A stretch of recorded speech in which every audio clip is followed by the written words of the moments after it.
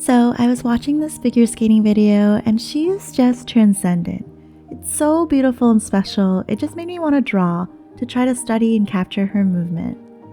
I love framing through on YouTube through poses. On your keyboard, use your comma and period keys to pause and step through frame by frame. You can study movement and poses. I often will take screenshots and then I can bring them to Photoshop to do studies.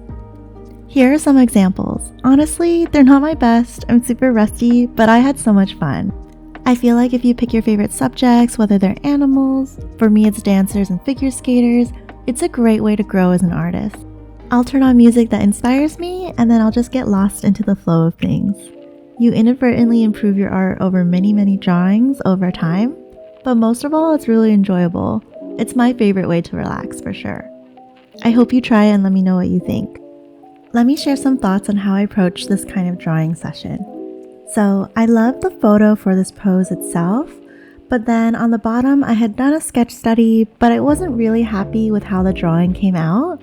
It felt like my brain was absorbing the pose, but it wasn't quite coming out of my hand the way I wanted to. The structure was off. But I felt that in the process and experience of drawing and studying that pose, I started to understand it better, and I felt like because I liked that photo so much, I wanted to revisit this and try again. And then this time I decided to tell myself, let's just draw and have fun with it, not wear my over-analytical study time lens, but just enjoy and draw in my style, knowing that I had already studied and tried to internalize some of the information and structure. Sometimes it's nice to just let that information serve you by sitting in your subconscious and it'll come out when you're drawing. But this time it was just to have fun and let it just flow out and enjoy.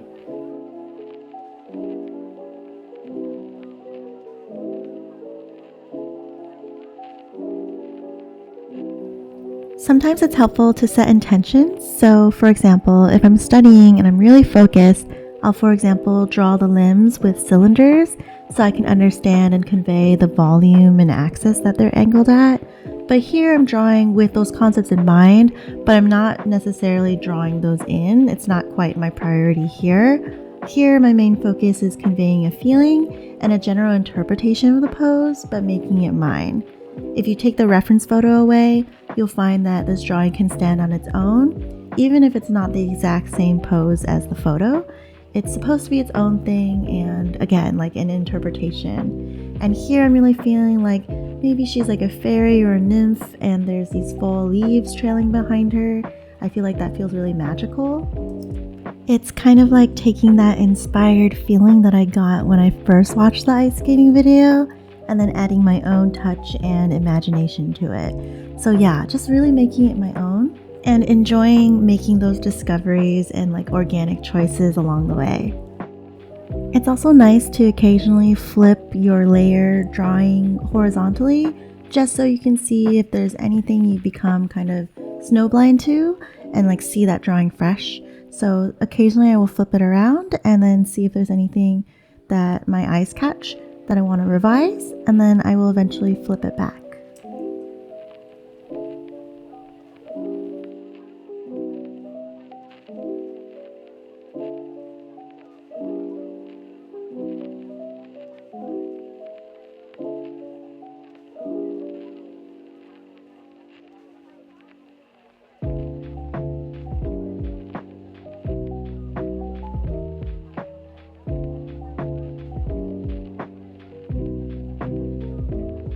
Here I'm using the liquefy tool just to nudge the head a little bit because I felt like it was getting a little bit big on the back of her head.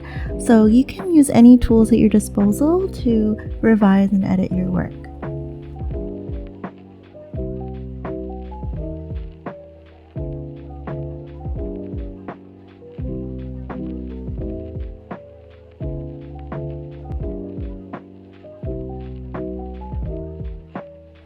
Here, I had been drawing Ivy trailing along her legs, and I thought it'd be nice to grab some photo reference. When you have your own internal mental library, in this case leaves, it might not be as expansive as you would like. For example, I love that top center photo where the leaves are really furled. It's a reminder for my brain to consider adding some really unique looking leaves with the interesting turns and curls that leaves do get.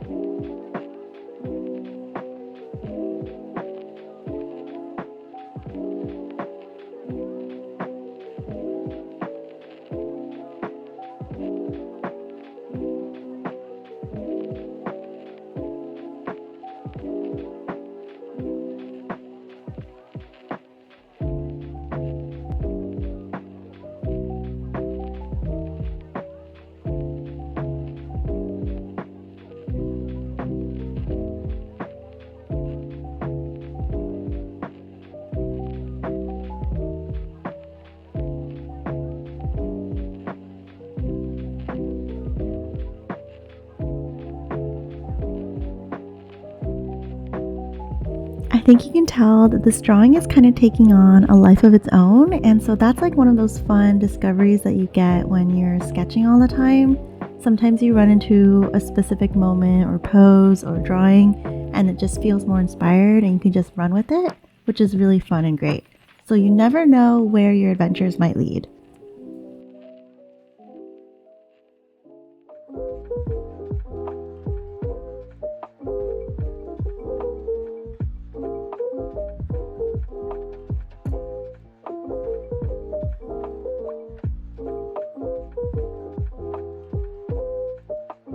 Here again, I just really love like those fanciful leaves that are curled up on one edge and just the different dynamic angles that they have.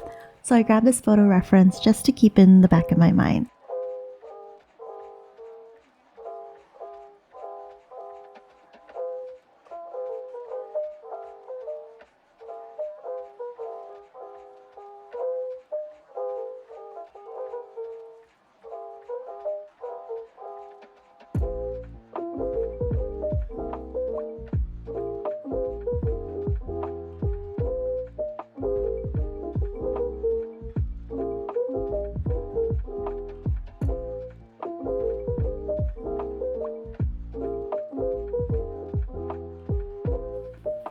Oh, hands. I'm just doing a little side study to explore the hand pose. I find in this process, if you're very gentle and mindful, you'll run into things while you're drawing like, I'm struggling with hands. I think this is telling me that sometime I should look at hand photos and practice that specifically, just because I don't feel quite satisfied. But here, I'll just try to do my best with the pose and my skills at this current time. I think in the process of doing figure drawing and knowing that each drawing helps you grow a little bit further, you just develop a better sense of growth mindset. And so you just know that over time, you're just going to continue to observe and study and grow, and it'll all come.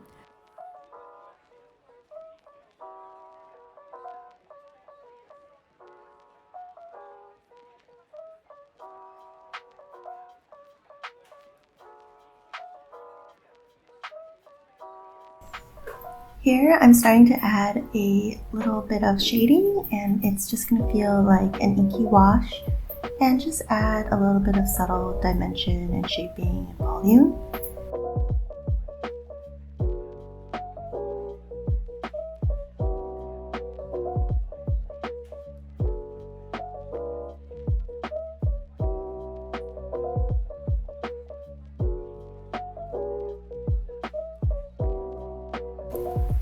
Next, I decided I wanted to color the sketch, and what I did was to influence the color of the sketch itself. On the left you can see I made a new layer above the sketch and set it as a clipping mask, and then filled it with a color, and then I flattened it all together, but it basically colors the line art for me, which is really exciting. And then after you flatten it, it's all colored and ready to go.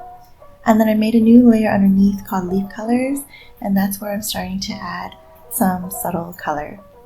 I also thought that the sketch could be darker, so I just basically duplicated the sketch layer, and because it was semi-transparent, it just became a little bit darker. And you can also change the opacity if you feel like that's too dark now, you want it a little subtler.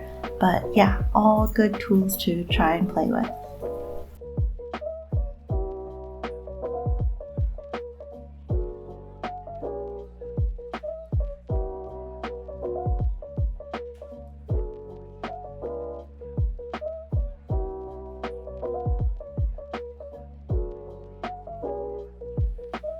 And here I'm just having fun adding color. I kind of want it to feel soft, like watercolor and ink and sepia tones.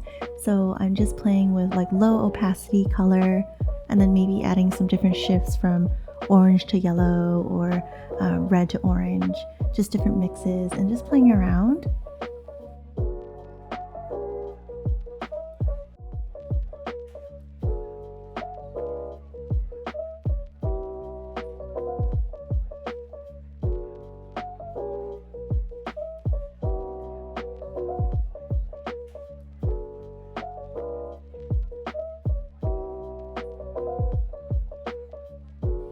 And with that, our drawing is coming to a close. I wanted to leave it sketchy with like the sepia feel, and it just captures my excitement for the upcoming fall season, the magic in autumn. Thank you so much for listening and watching. If you'd like to see anything else from me or have any questions, please leave a comment below, and don't forget to like and subscribe. Thank you so much for all the support. It means the world to me, and I hope to see you in the next video.